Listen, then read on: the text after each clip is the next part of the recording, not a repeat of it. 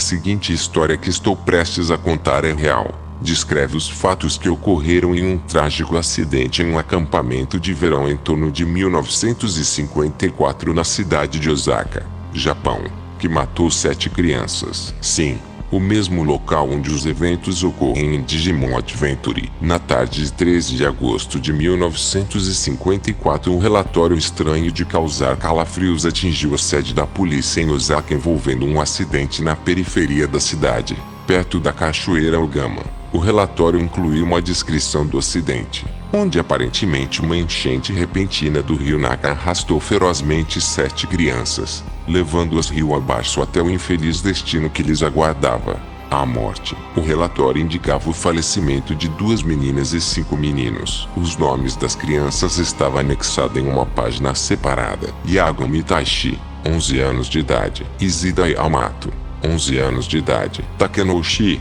Sura, 11 anos de idade. Koziro Izumi, 10 anos de idade. Takashikawa Mimi, 10 anos de idade. Kidujou, 12 anos de idade. Takashi Takeru, 8 anos de idade. A notícia veio como dinamite para a comunidade de Osaka e a perda das vidas destas crianças derrubou a maioria das famílias dos mortos em uma depressão enorme, especialmente a irmã do falecido Taishi, Yagami Ikari, que consequentemente ficou seriamente doente e rapidamente era consumida pela enfermidade, tanto que até chegava ao ponto de afetar sua atividade cerebral, causando recorrentes delírios. Os enfermeiros que trabalhavam no hospital recusavam-se a trabalhar com a paciente, pois ela constantemente falava sozinha de maneira estranha, o que lhes causava grande horror. Uma certa madrugada sinistra e fria, a enfermeira-chefe de plantão que caminhava pelos corredores vazios começou a ouvir um murmúrio aparentemente de dor e correu até o quarto do tal paciente. Assim que abriu a porta e a pouca luz começava a iluminar o quarto escuro, viu um corpo estirado no leito, com uma expressão vazia e com os olhos praticamente fora das órbitas, falando sem parar. O seguinte trecho descreve o que a enfermeira disse ter ouvido naquela noite. Lembro-me bem naquela noite, quando nós nos conhecemos. Quem diria que uniríamos nossos corações e partiríamos para o Digital World? Irmão, espero que você esteja feliz com o que eu me tornei. Estou mais forte. Assim como eu posso dizer que essa aventura mudou tudo. Eu não posso acreditar o quanto eu cresci e eu espero que, no futuro, possamos nos reencontrar. Talvez ninguém vai acreditar em mim ou no que eu estou dizendo. Talvez esteja louca como muitos dizem. Ouço meus pais dizerem que só sirvo para causar problemas. Mas eu sei que dentro de nós existe um grande potencial e que podemos conseguir alcançá-lo quando nos reunirmos para a nossa próxima aventura. Não deixaremos que estes Digimons maléficos tirem nossos sonhos. Certo, irmão? Aquelas palavras surpreenderam a enfermeira, pois claramente a menina fazia menção também às outras crianças que morreram naquele acidente.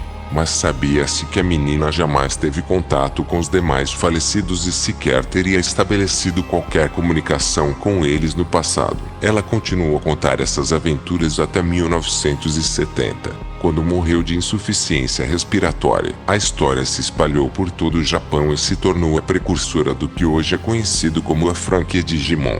Akimata e Takeshi Hongo visitaram a família da falecida menina e pediram permissão para contar a história das criaturas mencionadas em suas alucinações, consultando também os pais das outras crianças, mas mantendo-os de acordo com os traços de personalidade descritos por Ikari em suas fantasias. Tai foi caracterizado por ser alguém corajoso e rebelde, embora ainda desequilibrado por ter de cuidar desde muito pequeno de sua irmã mais nova e de saúde muito frágil, já que seu pai e sua mãe nunca estavam em casa. Seu Digimon simbolizava seu espírito aventureiro, mas também o medo de crescer e ter de enfrentar a idade adulta. Sempre que Ikari mencionava seu irmão, sofria extrema tristeza, sempre seguida de fortes convulsões. Yamato era um garoto maltratado pelos pais. Resolveu ir para o acampamento tentando fugir de sua cruel realidade. Seu Digimon simbolizava o seu modo calmo e estratégico de ser, mas também para preencher o vazio da solidão que sentia. Muitas vezes era sádico e rude com os outros. Ikari nunca o mencionou em suas histórias. Talvez não fosse relevante. Sura não tinha um bom relacionamento com sua mãe, que enviou a menina para o acampamento na tentativa de deixá-la mais calma. Seu Digimon simbolizava o que Sura queria ser quando adulta. um piloto de aviões militares assim como seu pai. Ikari a descrevia como uma garota mandona e chorona. Izumi, interessado na natureza, pediu aos pais a experiência de ir para o acampamento sem imaginar o que o futuro lhe reservava. Seu Digimon simbolizava o seu estudo e interesse em insetos e animais, e toda a expectativa que seus pais tinham sobre seu crescimento. Diziam que o menino tinha um QI de um pouco mais de 130 e era descrito como meticuloso e perfeccionista por Ikari. Nunca estabeleceu uma relação com ele em suas histórias, certamente por não conhecer sua maneira de ser. Mimi pediu aos pais a viagem para o acampamento assim como Izumi, pois era fascinada por espaços abertos e plantas. Desfrutou não mais que 3 dias de sua viagem antes do infortúnio trágico. Seu Digimon simboliza seu amor por plantas e flores. Talvez o que a fascinava tanto nas plantas e flores era o fato de nunca ter tido a oportunidade de ficar tão próximo a elas devido a uma grave alergia que possuiu, disse sua mãe. Ikari a descrevia como uma boa companhia. Apesar de chorona e assustada, parecia estar com medo de saber o que lhe aconteceu de fato, pois também não a mencionava com frequência. Joe foi enviado ao acampamento pelo pai porque um amigo era dono do lugar onde o mesmo foi estabelecido. O pai mencionou que seu amigo presenciou o exato momento em que a enchente do rio engoliu Joe e o carregou rio abaixo. Ikari o descrevia com um sorriso vazio, sempre dizendo que era o mais assustado e desestabilizado de todos. O pânico dele causava muito medo a ela. Seu Digimon simbolizava uma maneira que Joe encontrou para lidar com o medo da água que adquiriu. Assim, seu Digimon sendo do elemento água deu-lhe algum alívio.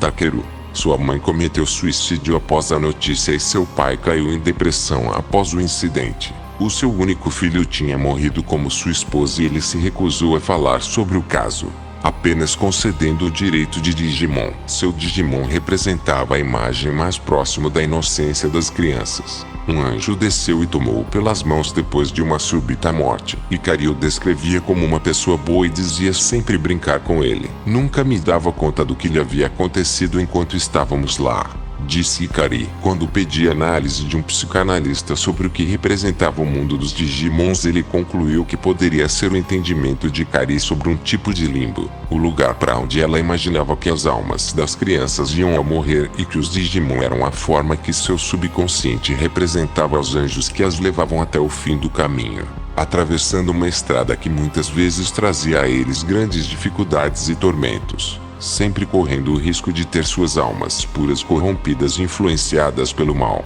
Talvez tenha sido uma mera fantasia criada por uma menina doente e traumatizada, ou quem sabe ela realmente podia se comunicar com aquelas pobres crianças. Mas isso é algo que nunca poderei comprovar e certamente continuará guardado em nossas mentes como algo que jamais será explicado.